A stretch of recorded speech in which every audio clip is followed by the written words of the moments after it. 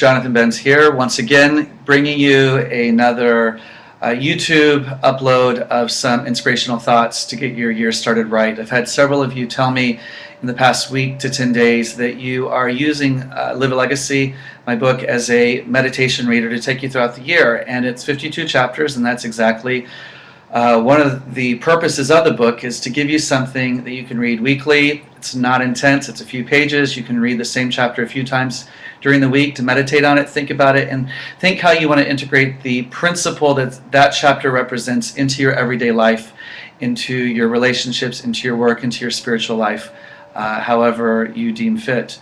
I am actually reading today from my iPad. I've got the book here on my iPad. And you can even see where I've highlighted some of the thoughts that I want to maybe expound upon a little bit today.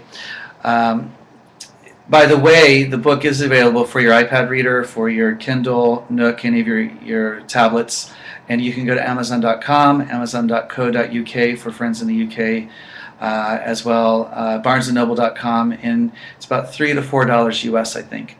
Anyway, today I want to talk to you about knowing what you believe, and that's what chapter 3 is about. And it starts with three very powerful words, in my opinion, that came from Dr. Martin Luther King. And here in the U.S., we celebrated just last week his holiday, or the day where we remember him, but more than that, we remember his message and the power of his message. In my opinion, he was one of the greatest prophets of our time, at least of the 20th century. And I am always mesmerized and spellbound when I hear the power with which he spoke and the truth with which he taught us, and how he literally changed this nation. But this idea of we shall overcome, I think there's something deep within the heart of every human being that they desire to overcome. And for each of us that looks different, because we're all different. We come from different cultural backgrounds, religious backgrounds. We might speak a different first language. We might live in this country, in different parts of the country, different regions. There's a lot of diversity in our world today, but I think this idea of overcoming is really contingent upon you have to know what you believe. You have to know your core values. And in one of the coaching inventories that I developed, I have a list of 150 core values and activities. And when we do it, we go through and we pick out of this list of 150, and then we narrow it down until we get your top 3 or 5 values. Because I have found that when I'm not overcoming, or when I'm stuck, or when I'm just not doing well and I'm unfulfilled, that some of those core values in my life are being violated. And so if we live with this idea of really knowing what we believe and sort of having that, like weaving that into the tapestry of our lives, whether it's our work life, professional life, family and relationships, social life, whatever it is, it increases our sense of fulfillment, but it also is another way that we can fuel our journey. I want to read to you another quote here. What we believe has direct impact on what we say, and in turn what we do and possess.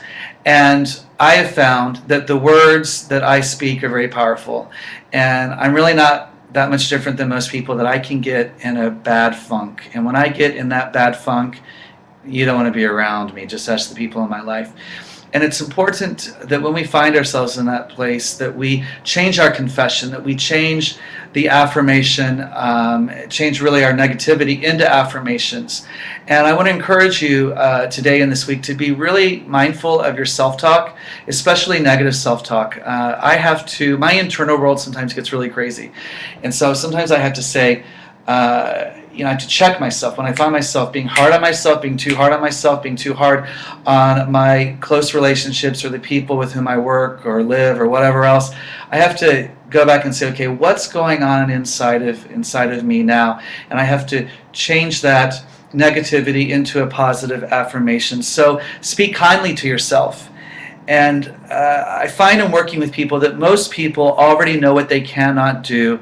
They're just waiting for someone who can demonstrate to them what they're able to do.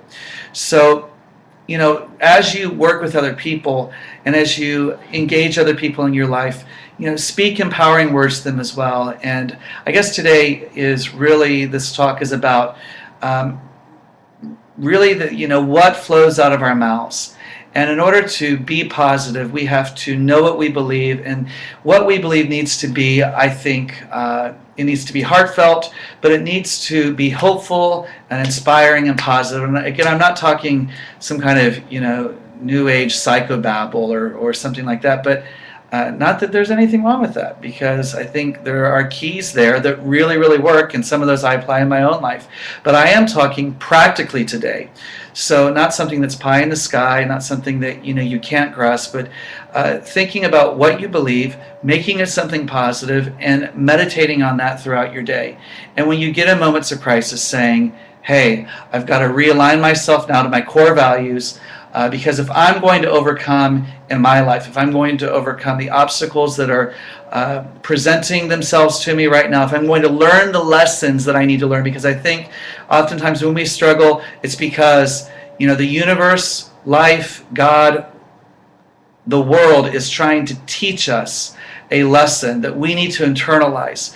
So think about what you believe right now. Take a few moments, stop, and think about what your core values are and how you can better implement those values into your life. Thanks for listening, and I wish you a great day, evening, wherever you are, whatever time it is where you are. I wish you the best. Thanks.